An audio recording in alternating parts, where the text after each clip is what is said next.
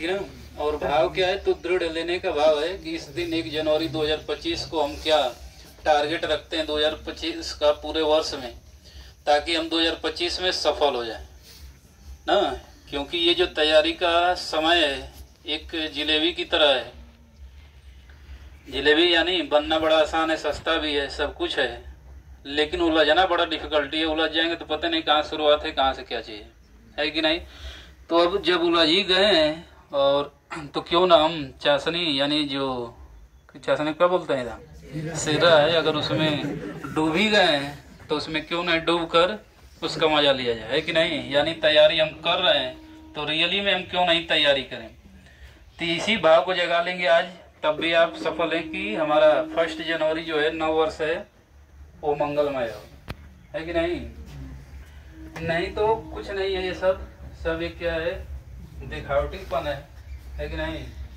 अंदर से हम कितना जागृत हो रहे हैं, अंदर से हम क्या सोच रहे हैं, अंदर से हम क्या प्लान बना रहे हैं, 1 जनवरी 2025 से हम क्या करेंगे, वो मूल बात है।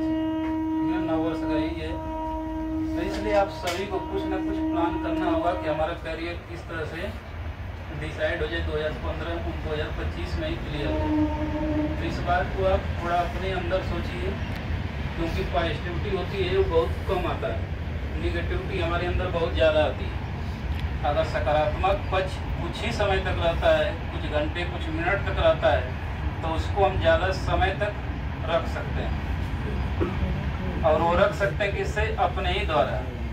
कोई भी समस्या का समाधान मैं ही हूँ, मतलब आप ही हैं, हम सब हैं।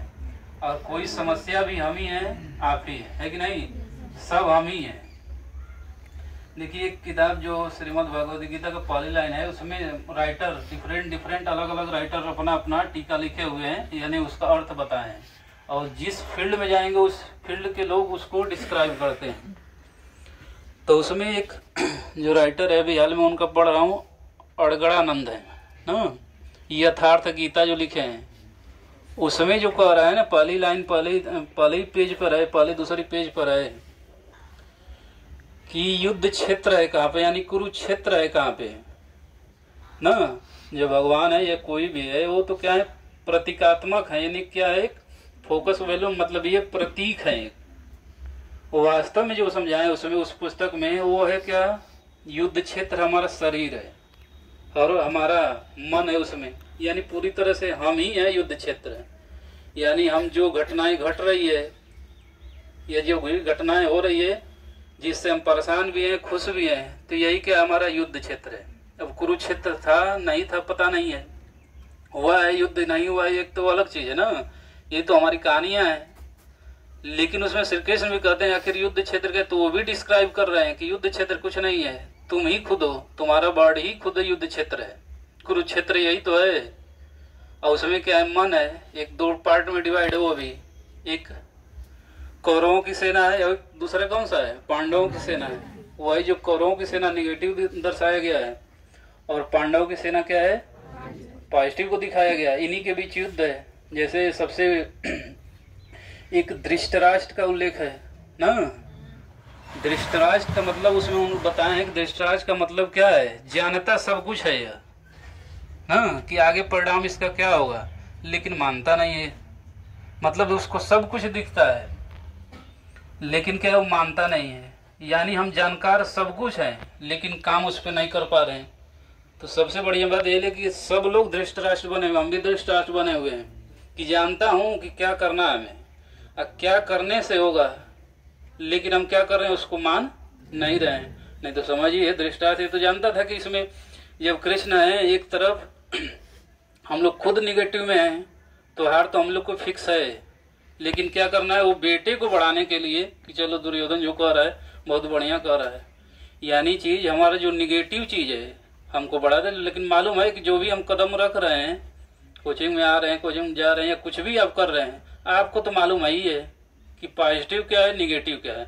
इससे हमें सकारात्मक लक्ष्य मिलेगा या नकारात्मक लक्ष्य मिले, सब लोग जानते हैं अपना, बाहरी कोई नहीं जान सकता। लेकिन क्या है, हम उसको मानते नहीं, तो वही दृष्टार्थ है उसमें। तो मेन बात वही रियली है कि हम लोग का भाव क्या है इस 2025 में, क्योंकि ये भावनात्मक रूप से अंदरूनी ये शक्ति है कि क्यों ना हम अंदर से ऐसा लक्ष्य रखा जाए, इस हिसाब से पढ़ा जाए, इस हिसाब से तैयारी किया जाए कि हम लोग क्या हो जाए, सफल हो जाए 2025 की, और जीवन का भी आनंद लें। इसी में थोड़े उलझे रहना है कि नहीं। जितना जल्दी करेंगे और भी जीवन का आनंद और आएगा आगे चल के। जैसे मान लीजिए आज का है सत्यम सिंह का हो गया, बहुत दिनों से बेचारा लगा रहे, हो गया है कि नहीं, तो इनका पूरा कंप्लीट। अब जीवन का दूसरा आनंद चलेगा, है कि नहीं। तैयारी पीरियड खत्म, दूसरा आनंद शुरू हो गया।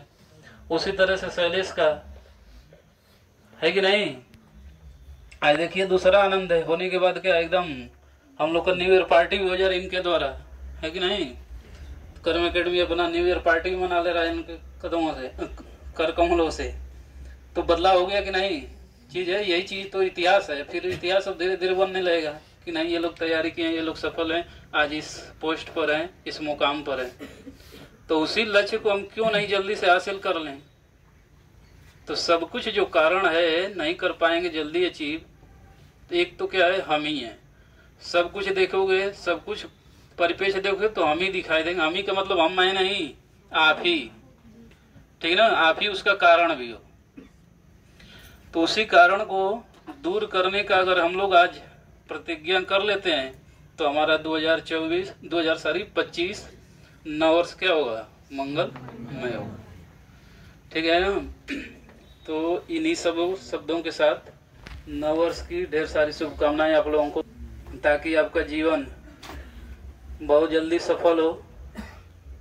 हम लोग क्या एक कोच हैं, केवल कोचिंग कर सकते हैं, गाइड कर सकते हैं।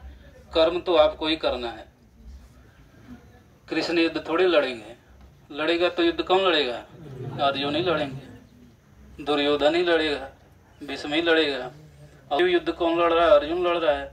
और निगेटिव युद्ध की तरफ लड़ेगा कौन लड़ रहा है, दुर्योधन। तो हार ऑब्वियस है लास्ट में होगा वही निगेटिव का, क्योंकि वो सही कदम अगर नहीं उठा पाएगा, सही डिसीजन नहीं ले पाएगा, तो हार तो निश्चित है ही है। लेकिन सकारात्मक है, समय भले लग सकता है लेकिन एक दिन हम जरूर सफल हो जाएंगे। ठीक है, इन्हीं सभी शब्दों के साथ बहुत बहुत धन्यवाद।